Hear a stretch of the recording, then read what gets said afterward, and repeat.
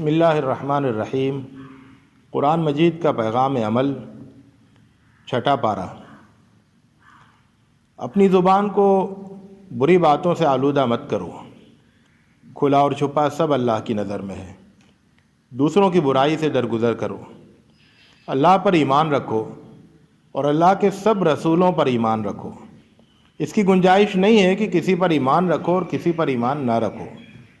اہل کتاب نے موسیٰ کو تنگ کیا، بچھڑے کی پوجا کی، اللہ سے کیا ہوا عہد توڑا، اللہ کی آیتوں کا انکار کیا، نبیوں کو ناحق قتل کیا اور رسولوں کی دعوت کا مذاق اڑاتے ہوئے کہا ہمارے دل مہر بند ہیں۔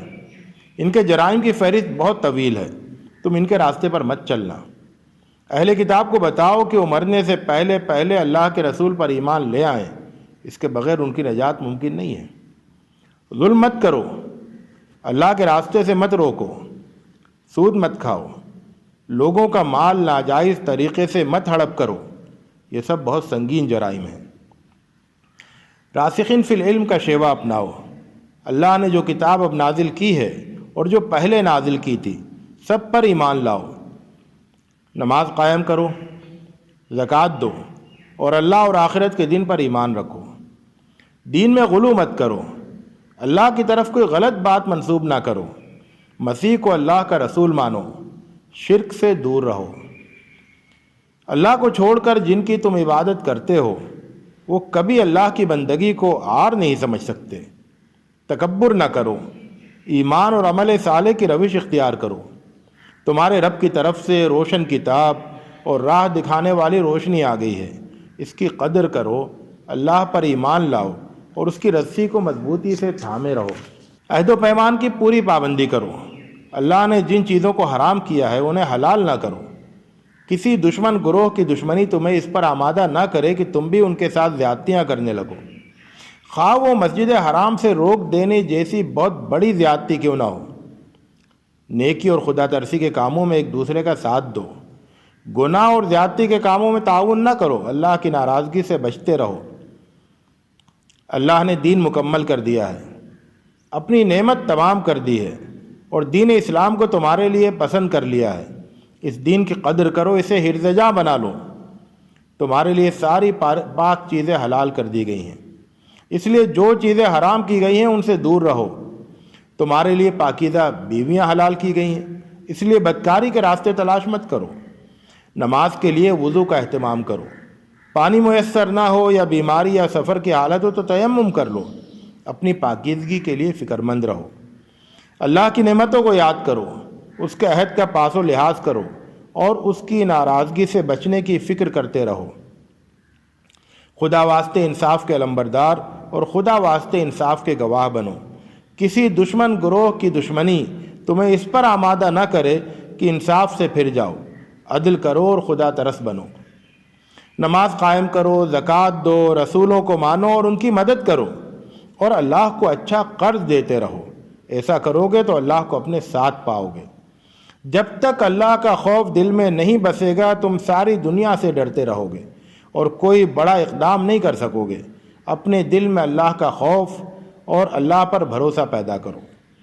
اللہ کے حضور قربانی کو قابل قبول بنانا ہو تو دل میں خدا ترسی پیدا کرو۔ اللہ سے ڈرو اور کسی انسان پر ہاتھ مت اٹھاؤ۔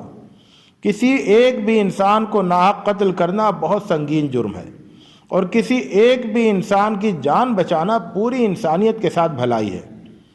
اللہ اور اس کے رسول سے جنگ کرنا اور زمین میں فساد برپا کرنے کی کوشش کرنا بہت سنگین جرائم ہیں، ان کی سزا بہت سخت ہے۔ تاہم ایسے خطرناک مجرموں کے لیے بھی توبہ کے دروازے کھلے ہوئے ہیں، ان کے لیے موقع ہے، وہ فوراً توبہ کریں اور اپنی اصلاح کر لیں۔ اللہ سے ڈرو اور اس سے قریب ہونے کے راستے تلاش کرو اور اس کی راہ میں جد و جہد کرو، یہی کامیابی کا راستہ ہے۔ چوری کرنا ظلم اور فساد ہے، اس کی سزا ہاتھ کاٹ دینا ہے، اس سے فوراً توبہ کرو اور اپنی اصلاح کرو۔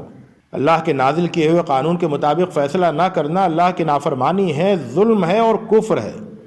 تمہارے پاس حق کے ساتھ اللہ کی کتاب موجود ہے، اس لیے خدا کے نازل کیے ہوئے قانون کے مطابق لوگوں کے معاملات کا فیصلہ کرو اور جو حق تمہارے پاس ہے اس سے منہ موڑ کر کسی کی خواہشات کی پیروی مت کرو۔ ہوشیار رہو کہ کوئی تمہیں فتنے میں ڈال کر اللہ کی ہدایت سے تمہیں دور نہ کر دے۔ بھلائیوں میں پیش قدمی کرو، یہ سوچو کہ آخر کار سب کو خدا کی طرف پلٹنا ہے۔ جاہلی قوانین سے مروب نہ ہو، یقین رکھو کہ اللہ سے بہتر فیصلہ کرنے والا کوئی نہیں ہے۔ اگر تم اللہ کی طرف یکسو نہیں ہوئے تو اللہ تمہاری جگہ ایسے لوگوں کو لے کر آئے گا جو اللہ سے محبت کرتے ہوں گے اور اللہ ان سے محبت کرتا ہوگا، جو مومنوں کے لیے نرم اور اللہ کا انکار کرنے والوں کے لیے انتہائی سخت ہوں گے، اللہ کی راہ میں جد و جہد کرتے ہوں گے اور کسی ملامت کرنے والے کی ملامت کی پرواہ نہیں کرتے ہوں گے۔